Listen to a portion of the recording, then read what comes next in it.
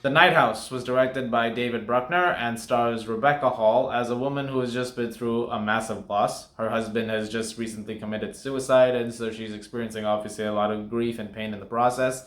But things seem to be around the house that seem to be a little bit strange. She seems to sense the fact that he's still there. In fact, at night when she's having some very vivid dreams, she can hear him, and there are certain things that are happening that seem to point to the fact that he's not really gone, even though all signs point to the fact that it's probably just the grief acting up. Or is it?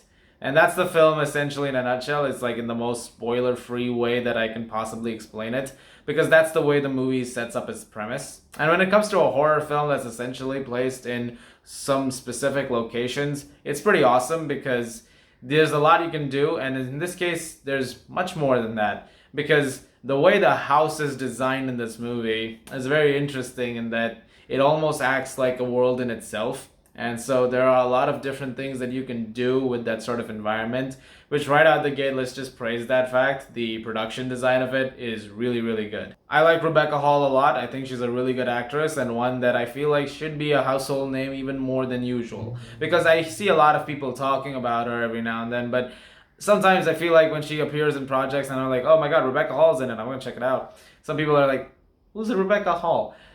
I don't like that. That has to change, and I think that The Night House is a great case for that because she is excellent in this movie. She is fantastic throughout.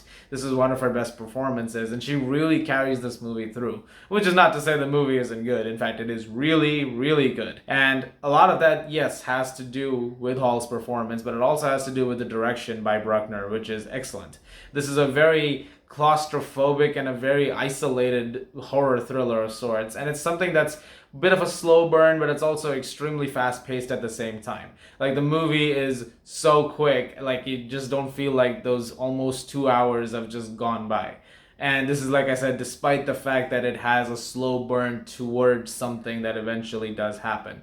But the film is very immaculately done, and I was very impressed for a lot of the movie in terms of how it was executing that story. And the production design, like I said, I already praised, and it is really, really good the way they're able to use environments in this movie. It also has a really great and really chilling score, and one of the best things that this movie has that I do want to mention is that it has effective jump scares.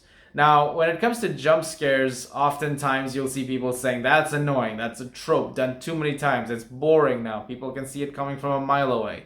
But there are a couple of moments in here where they do use jump scares, and there's one scene in particular where they use it in such an effective way. It genuinely sent chills. Like, I was watching the film, and there's this moment, you'll know it, you'll know what moment it is. When it happens, it just creates this really unsettling effect. And I thought, that is an effective jump scare. I take notes. This is how you do it. And there's one immediately after that, a bit later too, and that was also very effective.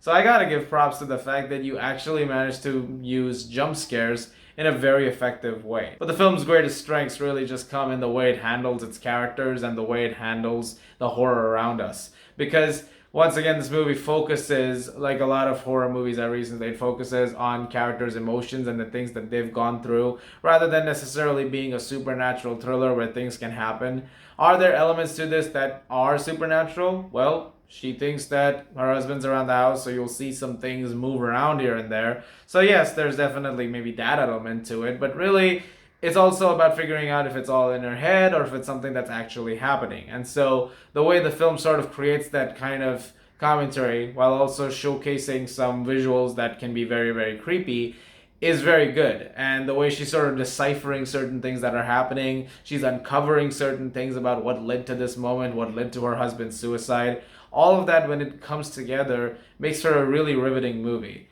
And like I said, for the most part, I really, really enjoyed it. So you're probably listening to this review and thinking, what do you mean by most part? Well, the film is good for about 85 to 90% of the runtime, which is a very, very, very solid chunk. Like up until a certain point towards the final act, it's honestly a perfect movie. But then it does something in the third act, which I have a lot of questions about. It's one of the weaker, it's easily the weakest part of the movie, honestly. And I feel like it doesn't quite stick the landing there. It doesn't ruin the movie at all. Like at the end of it, it does eventually come back around to what the movie is about, and I think that is effective. But the best way I can surmise it is that I go back to a review of mine from years ago, which was for the first Wonder Woman movie. In that the third act of that movie, I was like, okay, this is where things really get messed up. But it grabs the reins at the last second, and it just sort of manages to structure itself. That's kind of how I felt here too. Like it was sort of going off the rails, but then it just sort of holds back, and then it just sort of fixes course and retains that again. But aside from that, I would say this movie really had nothing else to it, like I thought, which was an issue. I'm gonna give The Night House an 8.5 out of 10.